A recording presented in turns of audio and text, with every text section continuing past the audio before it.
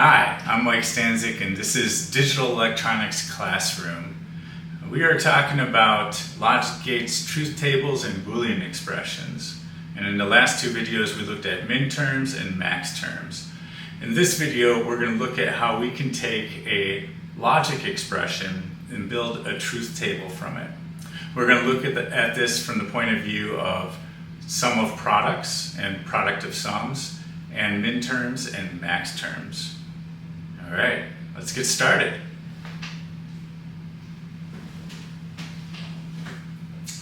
So we're going from a logic, let me get my tools out, perfect.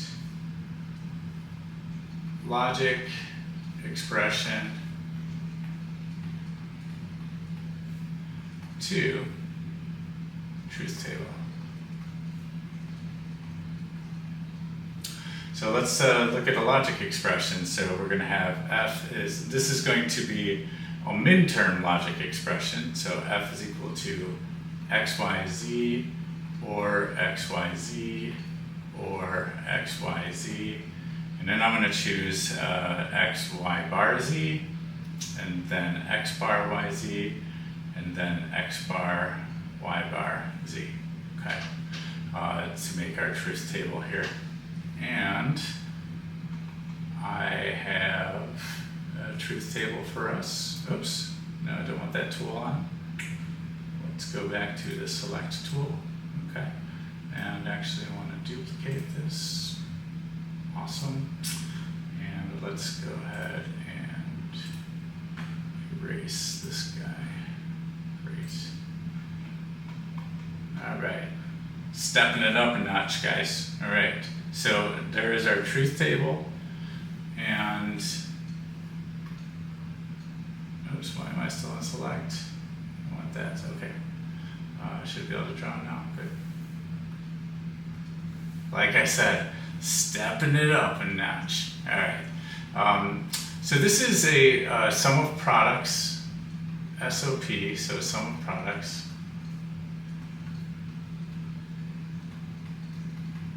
And it's also a minterm expression, so this is a minterm.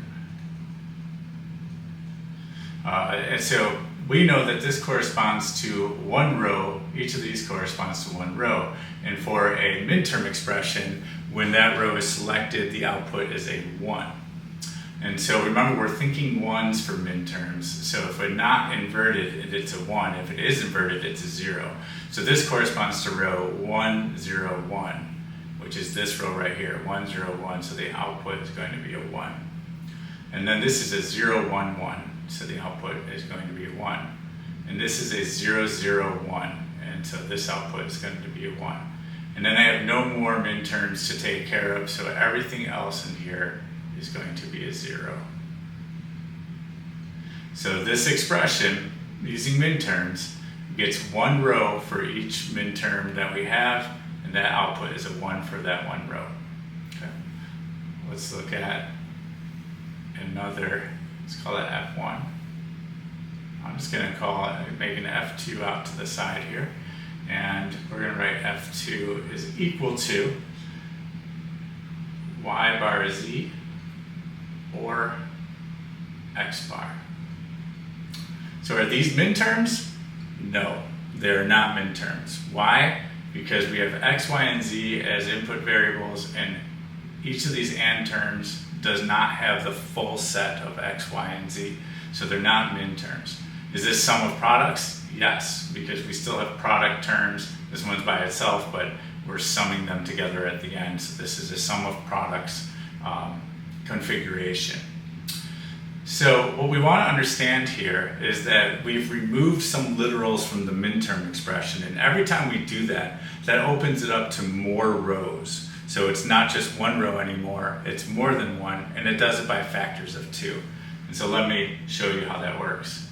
So this y bar z could be either x y bar z, or it could also be x bar y bar z.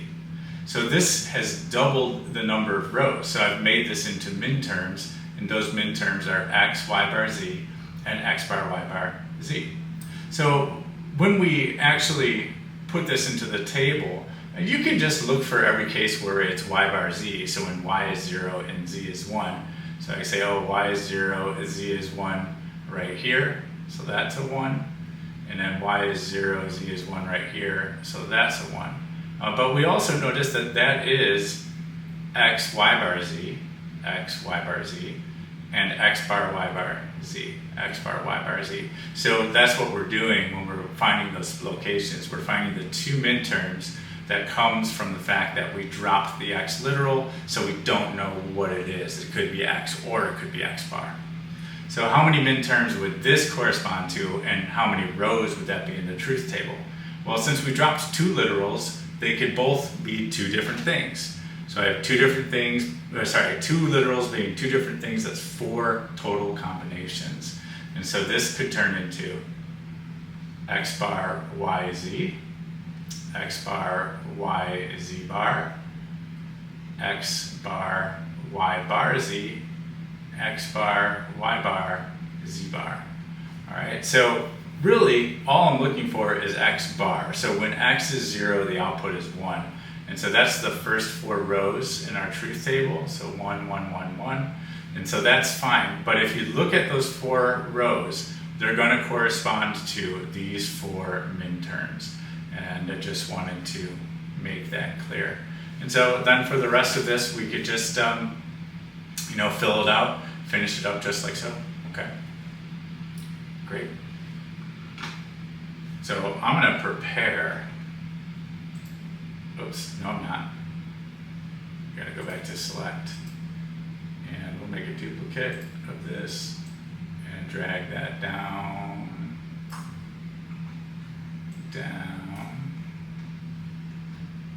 and down. Okay, perfect. Okay, so now I'm prepared, if you will, for the next section. So in this next section, we're going to look at product of sums and max terms. Okay, so let's look first at a max term, which is a product of sums, or POS. Okay. And this expression is going to be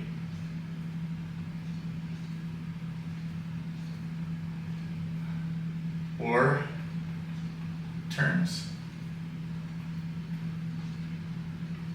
And I have x, y, and z in each of these terms, making them max terms. So I'm going to bar y, I'm going to bar x and z on this one, and then I'm going to leave the other one alone. Okay.